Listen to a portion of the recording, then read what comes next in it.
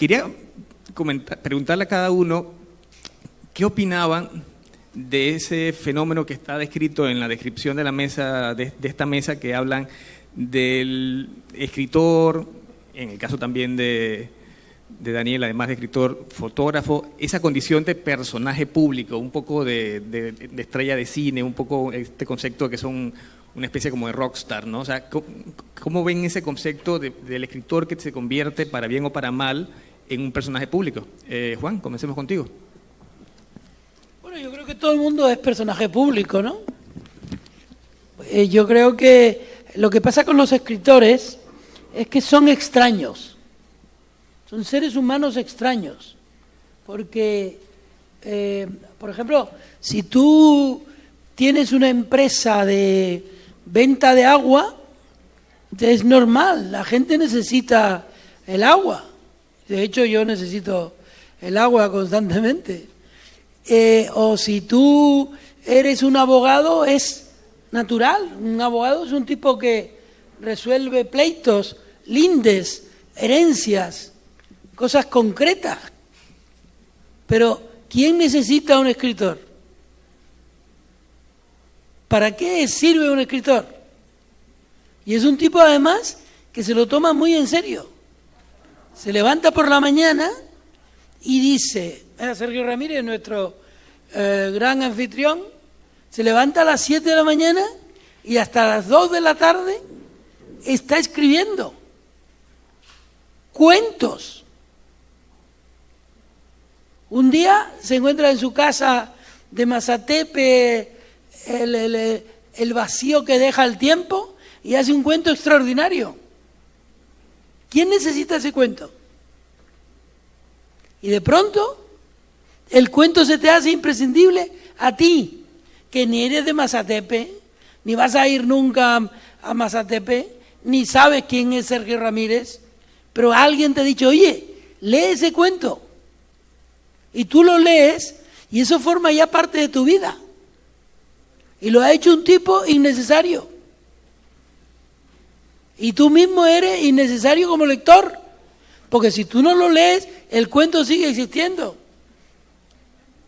Entonces son necesarios los trenes, los que hacen los trenes, los médicos son extremadamente necesarios, los peluqueros, un montón de gente, los que hacen las gafas, son necesarios. ¿Pero los escritores somos necesarios? No. Y sin embargo, ¿cuán necesarios son los escritores? ¿Y cuán importante es la imaginación? Entonces, cuando uno ve a un escritor, lo quiere tocar a ver si es verdad. Porque siendo tan innecesario, ¿cómo es que se convierte en tan imprescindible? Eso es extraordinario. ¿Qué opina, tocayo?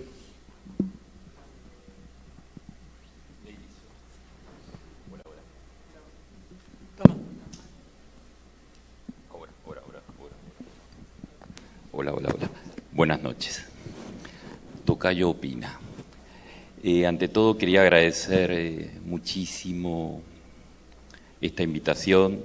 Gracias Sergio, gracias Claudia. Me siento muy honrado y muy contento de participar nuevamente en este festival que quiero tanto y que desde el kilómetro cero estamos llenando páginas y dibujando palabras. Lo que yo creo, yo entendí tu pregunta en otro sentido, en el sentido del escritor como figura pública. Si algo aprendí en estos 39 años retratando escritores es que una cosa es el escritor y otra lo que escribe. Yo creo que en estos últimos años, diría en la última década, el escritor es mucho más frágil porque está muy solicitado. Hay un terremoto, le preguntan ¿qué piensas tú del terremoto? Construyen un canal y le preguntan al escritor ¿qué piensa usted de la posibilidad del canal? Y es aquí donde entra no solamente el escritor, sino el fenómeno de los editores. Se fueron, ¿no? Ahí están. Editores, voy a hablar mal de ustedes. No, siguen hablando. No, muchas veces el aparato de comunicación, el aparato de prensa, son los que de alguna manera hacen como una sopapa de contención para proteger a los escritores, y entonces, visto desde afuera, pensamos que los escritores son más distantes, a veces antipáticos, pero son personitas comunes, y coincido con Juan en el sentido de la normalidad, ¿no?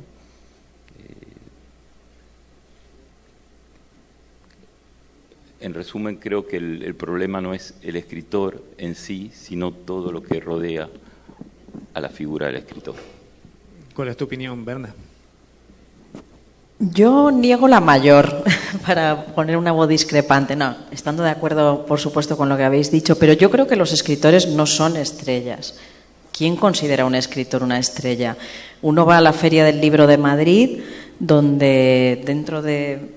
¿no? Hoy se está inaugurando, o mañana se está inaugurando, y durante 2 largas semanas, incluidos 3 fines de semana, hay decenas de autores, firmas y firmas y firmas, gente paseando, comprando. Es una fiesta preciosa de la literatura que, si tienen oportunidad de ir a Madrid, les recomiendo.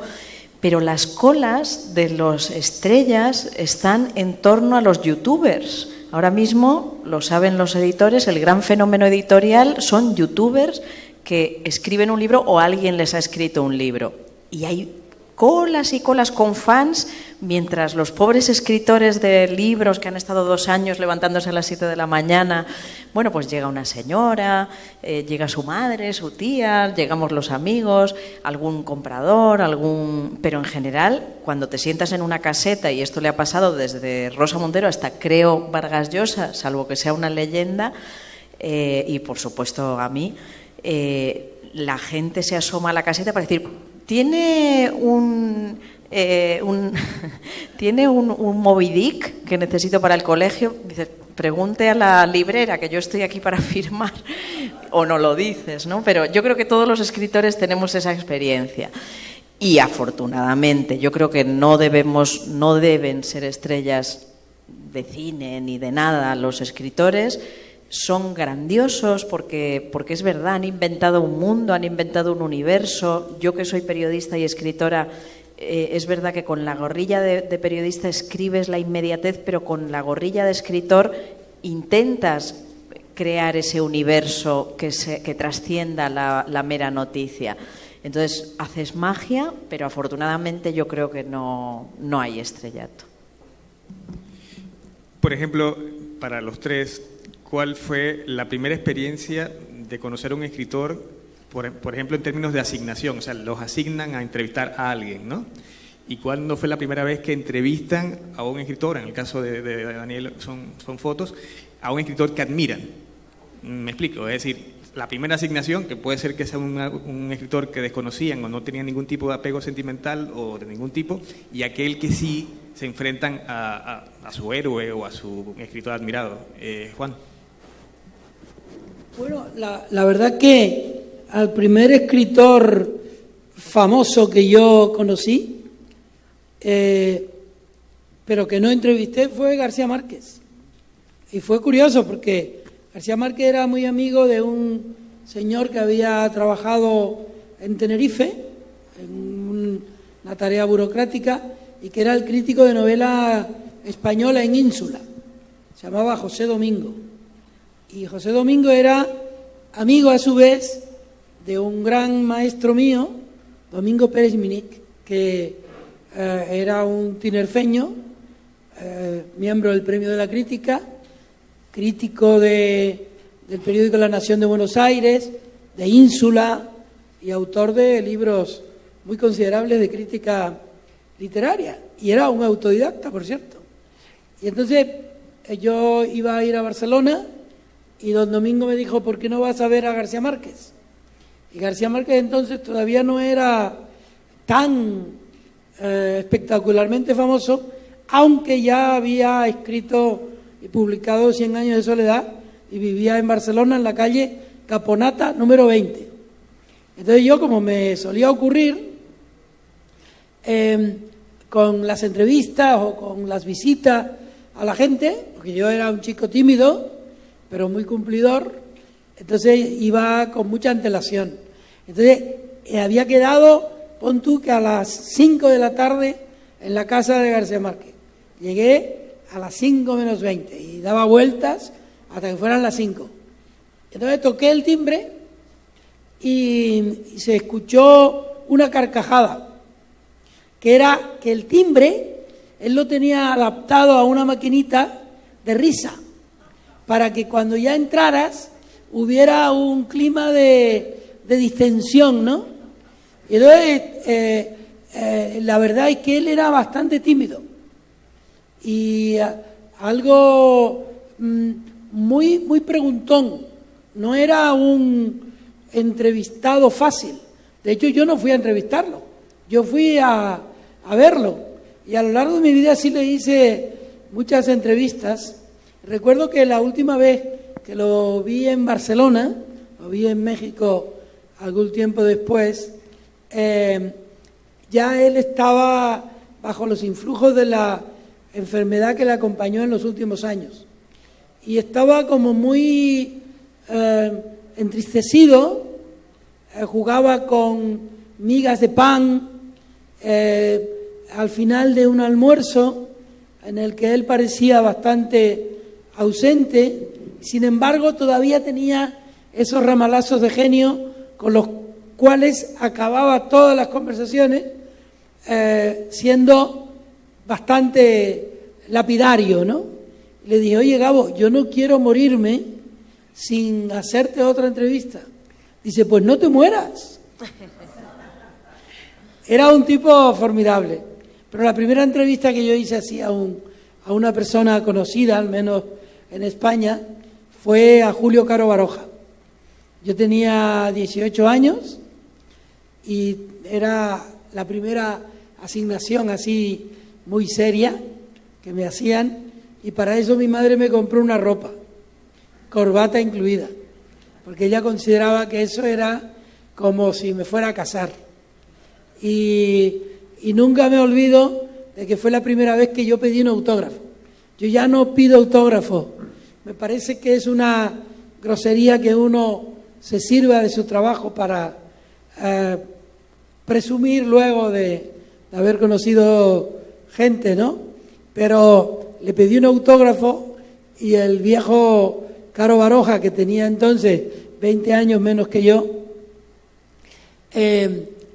pero entonces para nosotros los chicos de 18, los de 50, nos parecían ya neandertales. Entonces él me puso para mi nombre completo, porque yo entonces me firmaba con los dos apellidos, decía para fulanito de tal, en un hotel superburgués de Tenerife. Digo lo de superburgués porque él lo puso, pero también porque entonces la palabra burgués tenía muy mala prensa. ¿Cómo fue en tu caso, Berna? En mi caso, pues debo decir que yo empecé a entrevistar a escritores muy recientemente, porque yo vengo del periodismo más político, internacional, social, de décadas. He sido corresponsal en Moscú, he tenido una carrera, estaba pensando, ¿cuáles son mis primeras entrevistas? Pues es que he podido entrevistar a Gorbachev, a Blair, a Merkel, a Hollande, a muchísimos líderes mayores y a inmigrantes o refugiados, etcétera, en mi carrera internacional. Y mi carrera literaria, digo, de periodismo literario, empezó solo hace 2 años, cuando tomé las riendas de Babelia, que he tenido el honor de dirigir un par de años. Y yo creo que la primera entrevista de escritor me la encargó Juan Cruz a Naipaul, que además es un escritor que admiro enormemente, Nobel de Literatura. Y fue además una entrevista muy difícil, porque yo, acostumbrada a las entrevistas políticas donde tienes asumido que tienes que tener una carga de, no agresividad, pero sí de exigencia, de gran exigencia, porque las entrevistas políticas no son amables. Tú tienes que estar exigiendo constantemente que se moje, que que dé respuestas muy concretas a los grandes temas que preocupan a los ciudadanos. Y la entrevista literaria es un género absolutamente distinto, aparentemente más amable, aparentemente distendido, aunque tú dentro tienes esa tensión de lograr sacarle las fórmulas mágicas de todo lo que, de cómo se plantea y por qué y cómo escribe.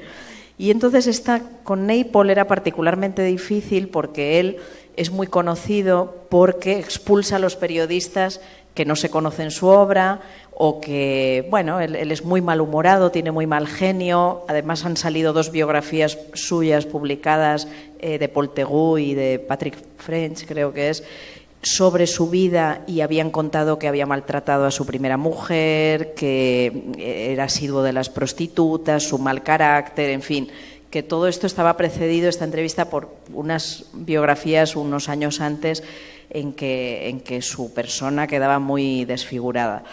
Y entonces, bueno, pues incluso cuando Juan me propuso entrevistarle, te planteas, ¿debo ir, no debo ir? Un personaje de este tipo.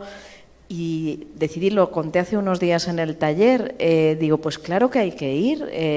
Quiero decir que mis prevenciones contra su machismo o sus defectos o lo que sea son míos, pero yo no soy nadie, yo solo soy un intermediario. Tenemos posibilidad de entrevistar a este señor que ha creado tan grandes libros y la opinión pública tiene derecho a conocerlo, tiene la oportunidad y no seré yo quien se la niegue.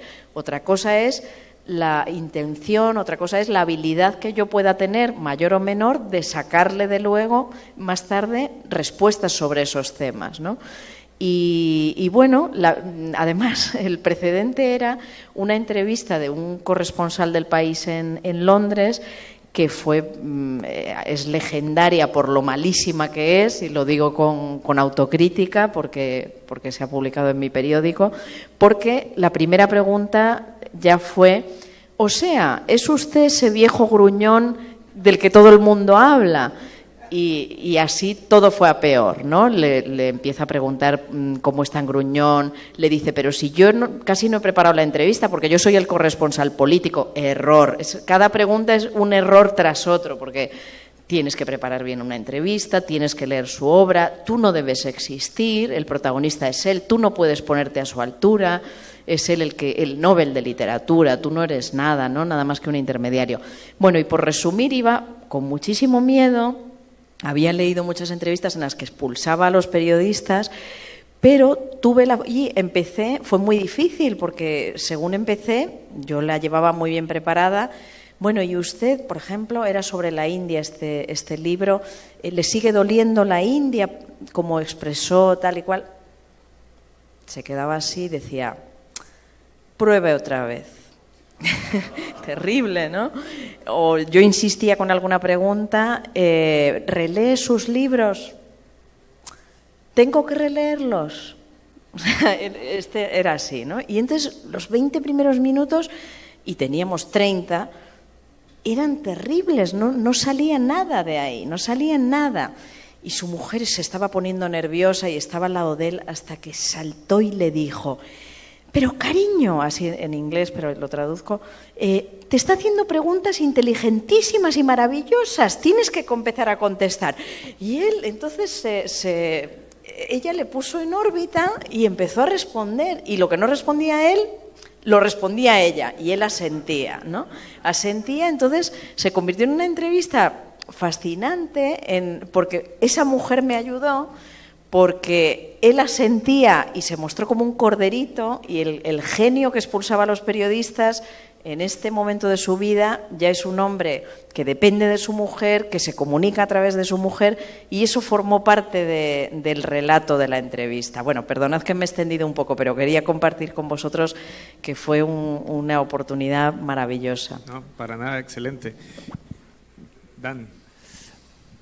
Bueno, la verdad que me gusta mucho participar en esta mesa porque tanto Berna como Juan son 2 queridísimos amigos. Hemos hecho muchísimas entrevistas a escritores juntos, con Juan hace décadas y con Berna estos 2 años de Babelia. Y nada, quería comentar eso. primer escritor que yo fotografié fue Jorge Luis Borges. Fue el Aleph de mi abecedario literario. Fue en Buenos Aires, yo tenía 18 años. Fue durante el rodaje de una película. En realidad las primeras fotos fueron fotografías que no hice, porque el primer día de rodaje no llevé cámara fotográfica. Era mi sueño en esa época de una dictadura militar atroz, era justamente evadirme de ese oscurantismo a través de la literatura, del cine o de la fotografía, y me parecía imprudente en un primer día de rodaje, en un aprendizaje, llegar con una cámara fotográfica.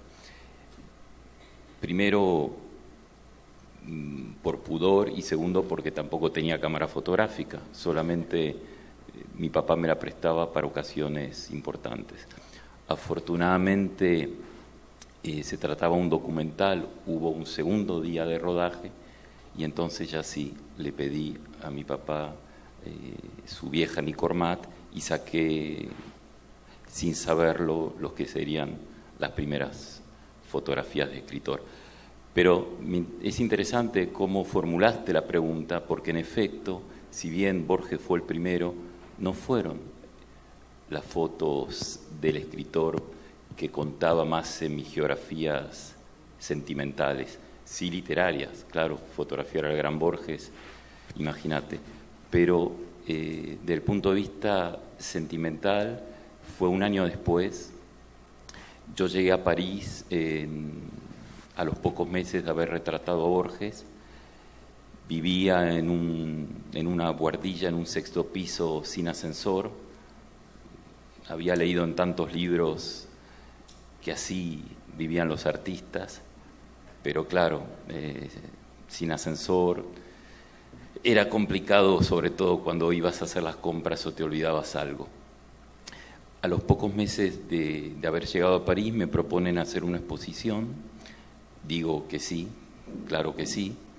Y un día antes de la inauguración estoy en mi cuartito de la Rue de la Motte Piquet y me doy cuenta de lo solo que estoy en París, que no había invitado a nadie para la inauguración del otro día.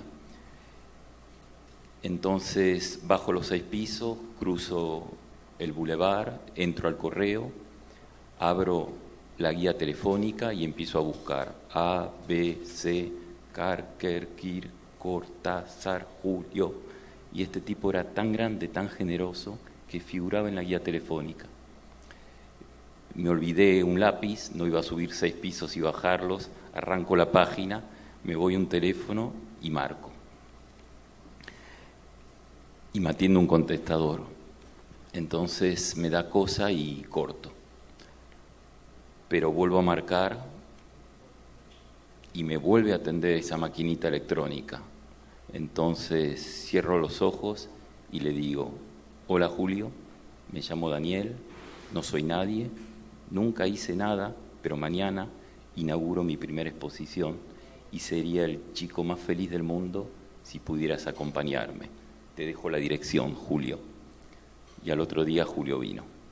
Así lo conocí, luego nos hicimos amigos y es evidentemente el segundo escritor que retraté, pero tal vez el que ha sido más importante en los primeros años. Ahora que hablas de Cortázar, yo como lector siempre me siento mejor ser humano después de leer a Cortázar. Evidentemente puede ser que 10 segundos después vuelva a ser el tipo miserable que soy hoy, pero mientras leo a Cortázar me siento un hombre bueno. Quería preguntarles qué lecciones de vida habían aprendido como profesionales y qué lecciones de vida han aprendido como seres humanos al entrevistar escritores. Por ejemplo, Berna. Pues, por ejemplo, estoy pensando en Banville, John Banville, que ya sabéis que escribe como Banville o Benjamin Black sus novelas negras, que pude entrevistar hace unos meses.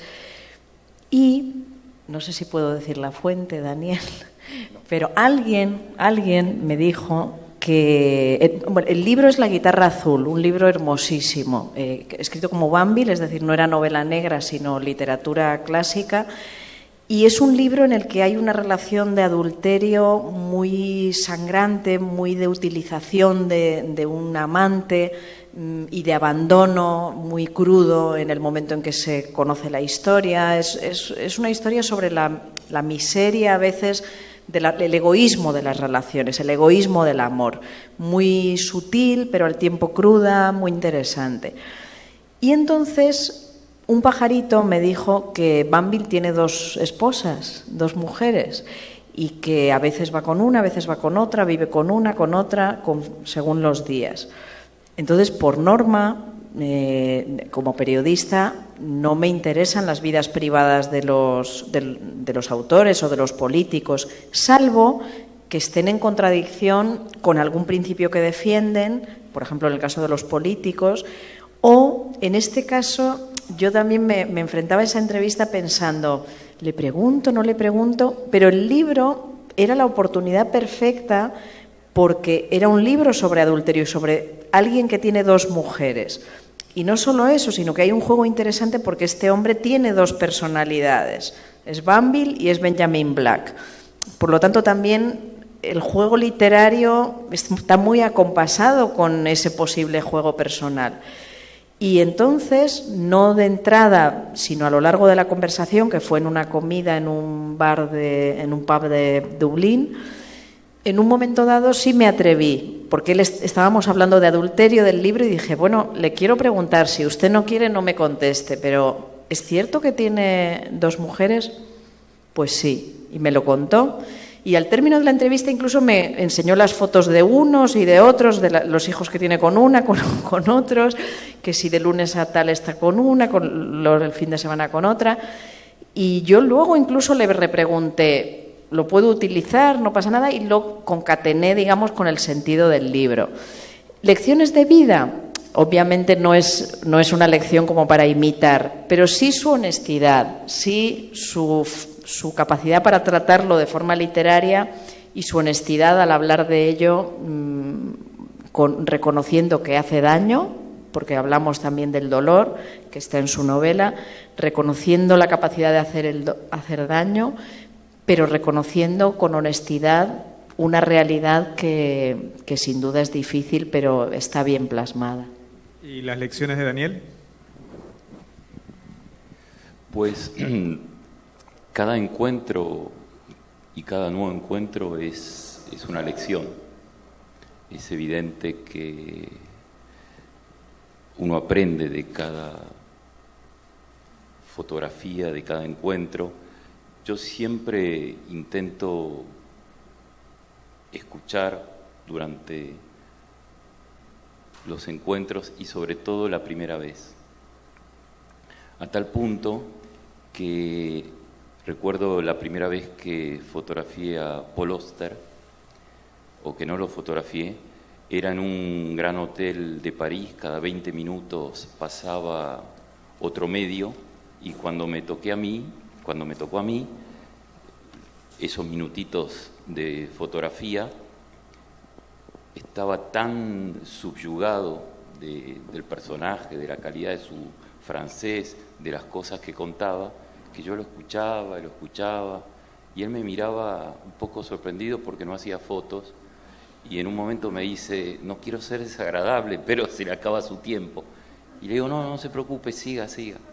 Y en efecto entró alguien de la editorial, con un cronógrafo además, me acuerdo, un poco violento, y me dijo que se había acabado el tiempo. Y me fui sin hacer fotos. Y es evidente que luego en la redacción me preguntaron cómo te fue. Le dije, muy bien, qué tipo maravilloso. A ver las fotos. No le hice fotos. Por suerte no era para El País, porque no estaría aquí contándolo. Pero lo que le puedo decir es que 2 años después tuve una nueva oportunidad de encontrarme con él, de fotografiarlo, y por supuesto que recordaba a ese fotógrafo que no le hizo fotos. Y me preguntó cómo pasó. Y yo creo que gracias a esas no fotos de la primera vez logré hacerle fotos, no sé si singulares, pretencioso, pero en todo caso logré que él se plegara a esa cosa que me gusta hacer tanto, son esas travesuras visuales. Juan. Bueno, yo tengo dos experiencias concatenadas, ¿no?, con escritores, que fui editor y soy periodista y hago sobre todo entrevistas. Hacer una entrevista obliga mucho a un periodista, ¿no? Todo género obliga, pero en el caso de la entrevista obliga a un respeto formidable, ¿no?, que uno tiene que ejercer como una obligación no dictada por el libro de estilo, sino por el hecho de que tú eres depositario de cosas que te dicen a ti, para el público, personas cuya tergiversación de lo que dicen puede resultar lesiva para su intimidad o su prestigio, del cual nosotros somos depositarios, pero no debemos nunca manipular. Entonces yo he recibido lecciones muy interesantes de ese proceso, ¿no?, tanto en el ámbito de mi trabajo con escritores como editor, que obliga a una exquisita discreción. El trabajo de un editor con un escritor ha de ser marcado por la discreción. Tú no puedes divulgar ni anécdotas ni hechos relativos a los escritores que les perjudiquen a ellos, a no ser que sean de dominio público. Y en el caso de los periodistas, tú tienes la obligación de ser fiel a lo que te cuentan y de ser fiel desde el estilo hasta las palabras. A mí me pasó una cosa con Isabel Preisler que es interesante, porque es insólita, teniendo en cuenta al personaje. Yo le hice una entrevista en el año 90 para El País Semanal, una entrevista más o menos larga, y que yo grabé para esa entrevista como 3 horas. Pero cuando en aquel entonces estaban en boga o de moda las entrevistas que hacía Rosa Montero, que eran más bien perfiles a partir de conversaciones. Y entonces yo llegué a mi casa y me dio pereza transcribir la entrevista. Y entonces, con lo que yo recordaba, hice la entrevista. Y no la entrevista, sino como un perfil. Y como era preceptivo en el libro de estilo, se la mandé. Y al cabo de unos días, ella me localizó. Yo estaba en París y me dijo: has hecho lo que te ha dado la gana. Has querido explicar tu manera de verme, pero no has puesto tus preguntas. Con lo cual tú has parecido un tipo ágil y sabio y yo una idiota. Era cierto que yo había actuado con prejuicio, lo cual es un defecto fundamental. Tú no puedes ir con tus prejuicios a entrevistar a nadie. Tú no puedes transmitirle al lector la imagen que tú quieres. Tú tienes que darle la oportunidad a la persona a explicar sin tu intermediación perversa lo que ella estima que es. Tú puedes robarle el alma, como decía Rudyard Kipling y comentamos el otro día, a Mark Twain, pero tú tienes que contar cómo es Mark Twain. Tú no lo puedes malinterpretar. Bueno, y entonces yo le dije: tienes toda la razón, y voy a llegar ahora a mi casa voy a transcribir la entrevista y la voy a dar pregunta-respuesta, que es la más honesta de las fórmulas para entrevistar. Hice eso y a lo largo de mi vida, desde entonces, la mayor parte de las entrevistas que yo he publicado son de pregunta y respuesta. Esa fue la lección de Isabel Preisler. Y hay otro momento de mi manera de entrevistar o de mi encuentro con los escritores, que es darle la palabra a su conciencia, apelar a lo más profundo que tienen en su alma sin robársela. Lo que nos iguala es la niñez. Un día yo leí en un poema de un poeta alemán y editor, Michael Kruger, un verso que decía y dice: a veces la infancia me manda una postal. Y yo, a partir de ese momento, siempre que tengo un problema para empezar una entrevista, siempre que no sé cómo abordar a una persona, le pregunto por la postal de su infancia. Y eso me ha dado muchísimas experiencias tremendamente nutritivas para mi trabajo. Porque si ahora, por ejemplo, te pregunto a ti, y de hecho lo hago, ¿cuál es la postal de tu infancia? Seguramente tú rebuscarás en serio ese momento que significa para ti el momento inaugural de tu conciencia de ser humano. ¿Cuál es tu postal de la infancia? Ir con mi mamá al cine Roosevelt cuando tenía 5 años a ver mi primera película, y fue Bambi, que fue la inauguración más dramática y terrible para un espectador promedio, porque vas con tu madre y es la historia de una madre que muere.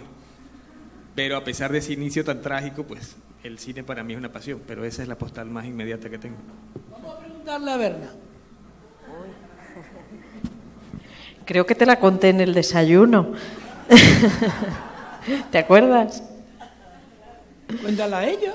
Bueno, estos traumas infantiles. Ahora Juan haciéndonos la entrevista. No, tengo el recuerdo de agua llevándome y yo ahogándome. Y efectivamente mi madre me contó que a los 2 años íbamos por una playa que de estas en el norte de España, que con la marea alta y baja se desplaza absolutamente toda la masa de agua muy rápido, y con los 5 hijos que tenía y tiene, pues de repente yo me solté de la mano y con 2 años me llevó el agua, ¿no? Y hasta que una tía mía me sacó, y fue en la edad adulta que yo le pregunté: ¿yo por qué sueño con agua que me lleva? Y ahí me lo contaron, ¿no? Que yo no tenía conciencia de ello. ¿Y tu postal? Mi postal la mandaron sin sello y volvió de regreso. Pero voy a contar una cosa que me pasó, que es lo más... Son 2. En esa tesitura que elegí en un momento determinado y que a veces repito, incluso en las entrevistas breves,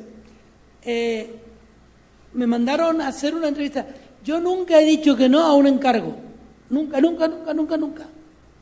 Porque siempre pienso que si digo que no, luego me pueden echar del periódico. O no encargarme más y cosas de estas, ¿no? Porque la vida del periodista, como de los actores, depende del encargo. Nosotros vamos al periódico y si no nos encargan nada, nos entra una depresión de caballo, y a mí me ha entrado. Pero bueno, me encargaron entrevistar a Alain Comte Sponville, un gran escritor, ensayista francés, que aborda temas psicológicos complejos, el amor, la amistad, en fin. Y yo no sabía nada de él. Y publicaba un libro, entonces lo leía a prisa, pero no lo podía leer entero porque tenía que entrevistarlo al día siguiente. Y entonces ahí ensayé lo de la infancia. Y dije: ¿puede usted contarme una postal de su infancia? Y entonces él se puso la mano en la cabeza. La entrevista está publicada. Lo pasó fatal en su infancia, Su madre era una dictadora. Su padre lo maltrataba.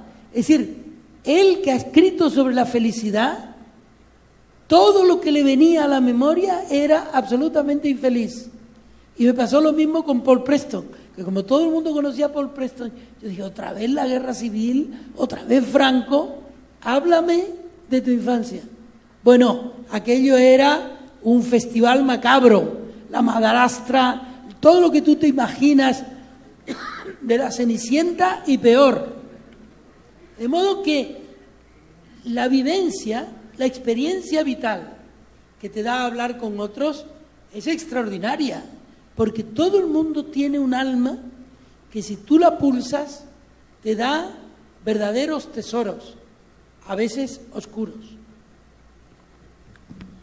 Bueno, ya me dijeron que faltan 2 minutos. Un poco retomando lo que decía Juan del abordaje, ¿cuál ha sido el abordaje más sencillo, si la palabra cabe, y el más complejo, si la palabra cabe, en los tres? Comenzando, por ejemplo, con Daniel. No me acuerdo. ¿El de Paul Auster?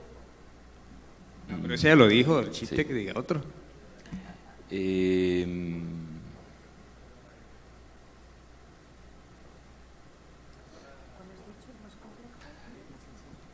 Pues la verdad es que al principio era muy difícil.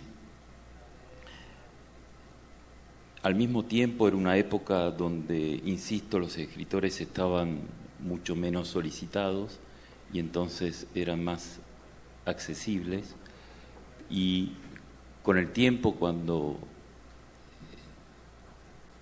tenía detrás a tantos grandes escritores, las puertas se comenzaron a abrir.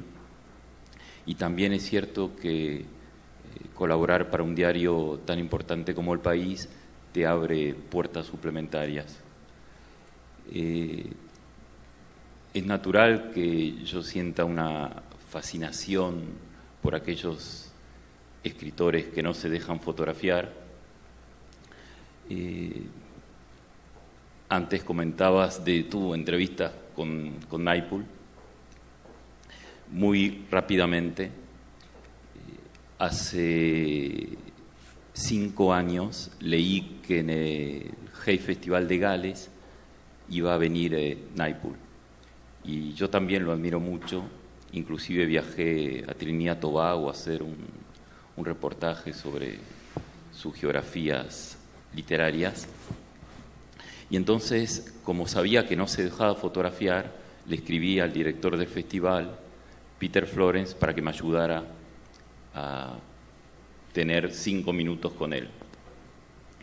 Me dijo que lo iba a intentar, que era difícil, y al otro día me respondió con un mail diciendo que ok, que había aceptado, que iban a ser unos pocos minutos y que el encuentro iba a ser justo antes de su charla en Bambalinas, Green Room le llaman en el Hay Festival. Entonces yo fui a mi cita y en el momento que lo veo entrar empiezo a temblar de la emoción y por la otra puerta veo que entra Paul Theroux, que como bien habías comentado, unos años antes había escrito una biografía de vendetta asesina contra Naipaul. Ellos habían sido los mejores amigos del mundo hasta que un día, en una librería de viejos de París, Paul Theroux encuentra una serie de libros que le había dedicado al premio Nobel y estaban ahí en venta. Le comenta al librero, qué increíble, los libros tienen alas, se les deben haber caído en una mudanza, y el pícaro del librero le dice, la verdad es que yo mismo se los compré al señor Naipaul por el equivalente de $1.500. A Paul Theroux le da muchísima bronca, naturalmente, y decide escribir esta maravillosa biografía que es La sombra de Naipaul. Desde entonces, los mejores amigos del mundo se convirtieron en los mejores enemigos. Y durante 15 años no se habían vuelto a ver. Y de repente yo tengo al señor Naipaul frente a mí, a Paul Theroux en la otra puerta, y digo, ¿lo hago o no lo hago? ¿Lo hago o no lo hago? Era como que tenía un angelito que me decía, no lo hagas porque no te va a dejar luego que lo fotografíes. Y el diablito que le decía, sí, lo tienes que hacer porque esto es un scoop. Y mientras estaba ante la gran duda de qué hacer, escucho a alguien que se parece mucho a mí mismo, porque en realidad era mi propia voz, que decía, por favor, señores, ¿se pueden dar un abrazo? Y en efecto se dieron un gran abrazo, empecé a hacer la foto, creo que es la única serie de fotos que hice con los ojos cerrados, porque estaba tan emocionado por el momento, y finalmente es una historia con un final bonito, creo que tú fuiste testigo, porque lo contó en Madrid, que gracias a este encuentro luego se amigaron. Ese fue un encuentro al mismo tiempo bonito y difícil. ¿Para ti, Berna? Bueno, aparte de esta de Naipaul que he contado, en el último Festival Hey en Cartagena con Daniel, precisamente, que hemos hecho buenos trabajos juntos, por ejemplo, Difícil, Qureshi, el escritor inglés del Buda de los suburbios, que recuerdo que de entrada, ya además yo le había entrevistado en Madrid en un acontecimiento público en la Noche de los Libros, cosa que él no recordaba, aunque había sido hacía meses. Y tanto en aquella ocasión como en esta, él lo primero preguntó, ¿has leído mis libros? Cosa que es un poco petulante, ¿no? Porque, bueno, se supone que una periodista que viene de Babelia, del país, supongo que habrá gente que no le ha dado tiempo a leer los libros, pero de antemano quiero pensar bien y, no sé, ni lo voy a poner, pero ya que estamos aquí lo cuento, me parece borde.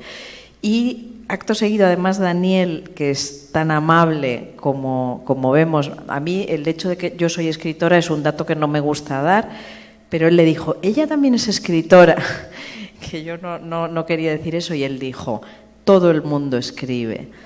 Y dices, bien, estupendo, empezamos.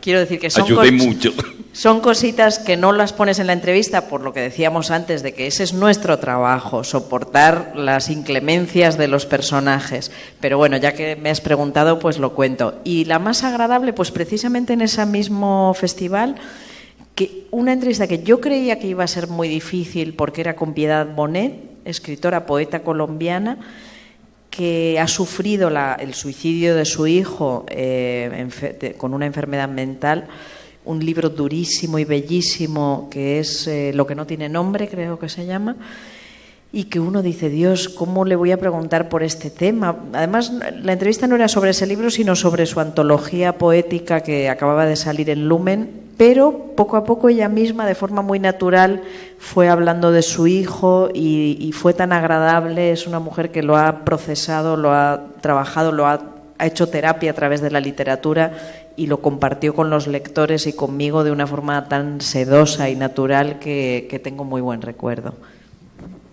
Juan, cerramos usted. Bueno, voy a ver si soy rápido, porque Pilar está esperando que termine. No, hombre, no. Es que estamos ya a las... Tú dijiste que quedaban 3 minutos. Voy a ver si lo hago en 32 segundos. Francis Bacon me cita en Londres a las 4 de la tarde de un día de junio. Y entonces él no daba entrevistas. Esa la dio, supe luego, porque quería comunicarse con un novio español. Llegó a la cita puntual, vestido con una enorme elegancia, con un tupé como el de Yeltsin que le gustaba tanto a Violeta Chamorro, como el de Yeltsin, ¿no? Entonces, cuando me vio y me saludó, me dijo, he decidido no dar la entrevista. Yo dije, ¿cómo es eso? Yo vengo de España, el periódico está esperando. Y dice, es que y sacó un Mentolín, tengo un ataque de asma. Y entonces yo tenía mi Ventolin también, y saqué mi Ventolin, y entonces él me miró y dice, bueno, nos sentamos aquí. E hicimos la entrevista. En el sitio más incómodo de la galería, era una especie de madera muy fina, y nos sentamos debajo de un tríptico suyo a hacer la entrevista. Y la otra es que me encargaron una entrevista con J.K. Rowling, que tampoco da entrevistas, y concedió la entrevista. Y le habían dado el premio Príncipe de Asturias más, digamos, insólito de todos, porque le dieron, porque esa manía española de dar premios a los extranjeros, le dieron el premio de la Concordia. Dime tú qué tiene que ver la Concordia con Harry Potter. Bueno, pues le dieron el premio, y entonces yo llamé a la fundación. Yo dije a la Fundación Príncipe de Asturias, ¿me pueden decir ustedes qué le gusta a ella? ¿Qué para abrir su corazón? Dice, el queso Cabrales, que huelen, como saben ustedes, pues a pies sucios. Después de un día en Managua. ¿Cómo? A pies sucios después de un día en Managua. Es que ellos contribuyen a mis respuestas. Y entonces, ¿y qué más? Dice, bueno, y los coches, Fernando Alonso, su ídolo. Claro, un coche no le podía llevar, pero un queso de Cabrales sí. Y entonces me fui hasta Edimburgo con el queso Cabrales. Y debo decir que uno debe leer todos los libros cuyas entrevistas hace, pero en este caso tampoco me dio mucho tiempo y me leí el último tomo, pero hice hincapié en algunos tomos, en algunos capítulos que me interesaron mucho por su ritmo. Hay el capítulo, me parece que es el capítulo 7 del volumen 7, que tú lo lees y suena a García Márquez, al principio de 100 años de soledad. Y en otro capítulo suena a Scott Fitzgerald. Y yo dije, bueno, voy a pegarme el farol de sacarle este tema. Pero, primero que nada, tienes que recibir a la persona. Yo estaba en la puerta del hotel y llega una chica vestida de oscuro, de un taxi, y claro, me saluda.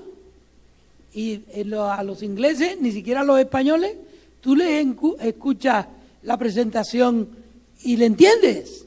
De hecho, me presentó anteayer a Luis Felipe, que antes intervino, y yo le entendí Wikileaks. De modo que esta señora me saluda, o señorita, yo pensé que era la jefa de prensa, y era ella. Yo pensé que iba a venir en un helicóptero, con guardaespaldas, no, una tía bastante sencilla, una persona realmente conmovedora en su sencillez. Y cuando ya nos sentamos, yo le dije, le he traído de España esto. Y ella nada más olerlo dijo, Cabrales. Entonces, claro, ya tenía el espíritu abierto, ¿no? Y luego le dije lo de Scott Fitzgerald y lo de García Márquez, y por fortuna acerté. Porque imagínate, como pasa, por ejemplo, como pasaba con Doris Lessing, que tú le decías, usted ha dicho tal cosa. No me pasó, porque yo lo leí que había pasado con otro entrevistador. O sea, yo nunca he dicho eso. Nunca hay que decirle a un escritor algo que tú has leído que ha dicho. Tú tienes que leer lo que ha escrito, no lo que ha dicho. Porque los periodistas muchas veces cometemos errores, citamos mal, etcétera, etcétera. Y entonces, en aquel momento yo dije, ay, si no acierto en esto de García Márquez, pareceré un petulante idiota. Pero ella me dijo, sí, qué alegría que usted se haya dado cuenta. A lo mejor era muy educada y lo dijo así, no era cierto. Pero en fin, esas son dos de mis incursiones, digamos, anecdóticas en personajes. Bueno, como cabe esperar, aquí nos podríamos quedar toda la noche disfrutando de estos tres personajes y simplemente les digo gracias.